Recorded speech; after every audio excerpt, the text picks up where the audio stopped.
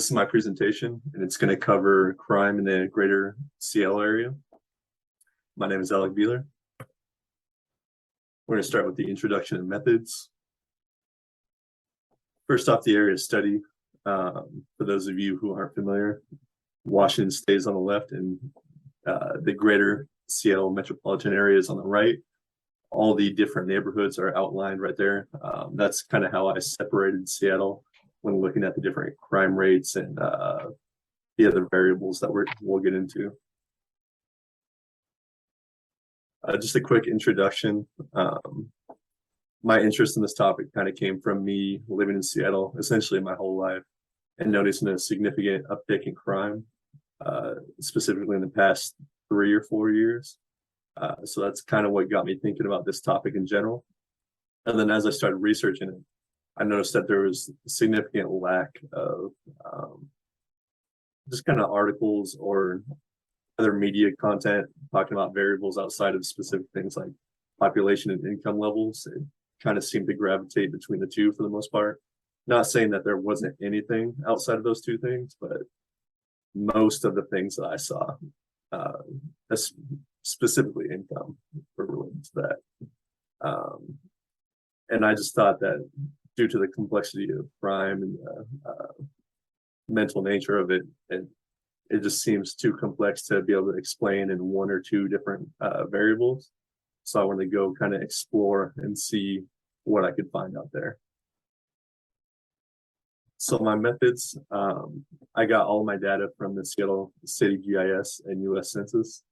How I chose the variables that I did, I just kind of went through the Seattle GIS website and looked at what different data sets they were offering, and just, I'd download them and mess with them a little bit and see if I thought they were interesting, see if they can potentially be a variable that I was looking for. And I eventually settled on, I forget the exact number. I think I came to 5 different variables, 6 in total, something like that. But then I also did a bunch of spatial joins with the data after that.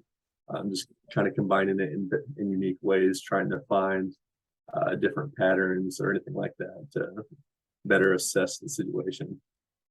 And then you'll see later on in this PowerPoint, the way that I've decided to present the information is through bivariate maps and also a map of and a presentation of the data for my OLS regression. So just going to go a brief overview of the findings. So my first variable being total population. I didn't, through all my analysis through OLS and the bivariate map, as you'll see later on, I didn't see a huge correlation between having a high population and increased crime levels compared to low population and low crime. There wasn't necessarily that direct amount of evidence for that, because there were some low population areas with high amounts of crime, vice versa.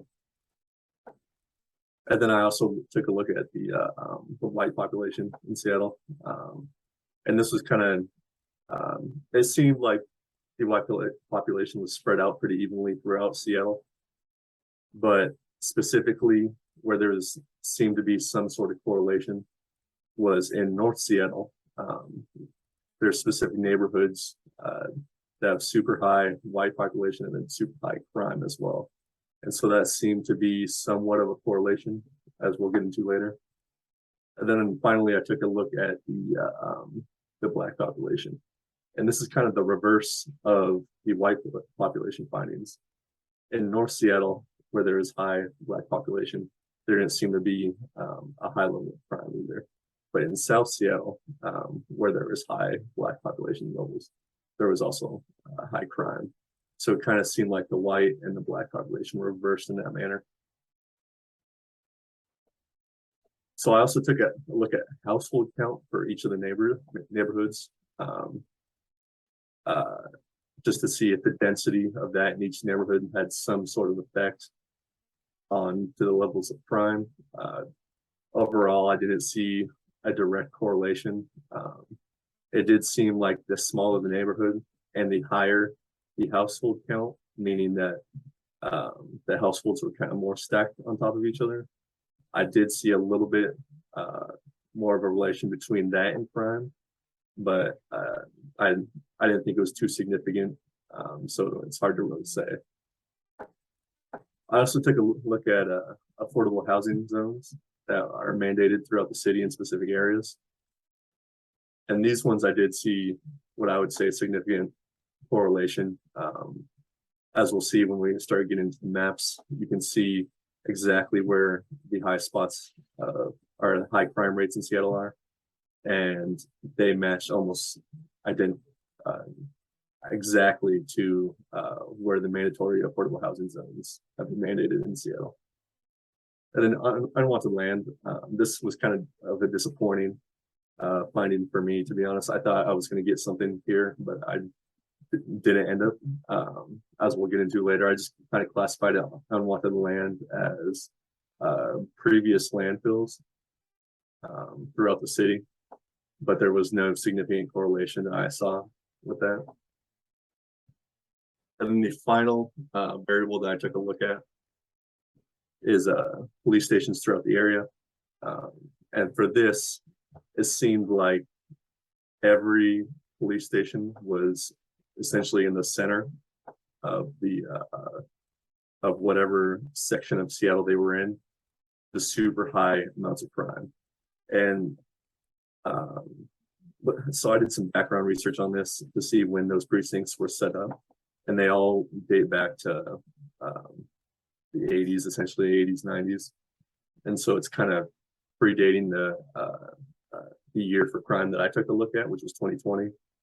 So it's not necessarily the city putting these police stations in areas where they think would be a high level of crime. So I'm not too sure why specifically there are these high levels of crime specifically around police stations. It could just be the increased traffic levels of cops going back and forth from the precincts, catching things like that. So, but we'll take a look at that as we get into it. So get into the map analysis. So here's just a heat map of the crime in Seattle. So you can see Capitol Hill, which is like downtown Seattle, has super, super high levels of crime comparatively. And some other notable areas would be the University area, North Park, Fremont, a little bit of West Seattle, and then that Rainier Avenue South in Southeast Seattle. So taking a look at total population, let me check my time real quick. Okay, I got to speed through. Total population and crime. Looking at on the left, you have a bivariate map, and you can see that there's a lot of high level population areas with low amounts of crime and vice versa. So that's where I came to the finding that it's kind of hard to say whether it's significant or not. However, when you look at the OLS results, we can see that the robust PR is it was qualified as significant. So it's kind of hard to say, especially looking at the bivariate map. It seems to be a lot of, kind of back and forth. I can't make a direct finding whether it's correlated or not. Moving on to the white population. Again, you can see in North Seattle where the populations are high. You can see those dense crime areas, as well as a little bit in that West Seattle area. Looking at the OLS results, I didn't find anything significant. So that kind of backs up the finding that there wasn't a lot of correlation between high levels of white population and crime, aside from those specific neighborhoods in the north and a little bit in the west.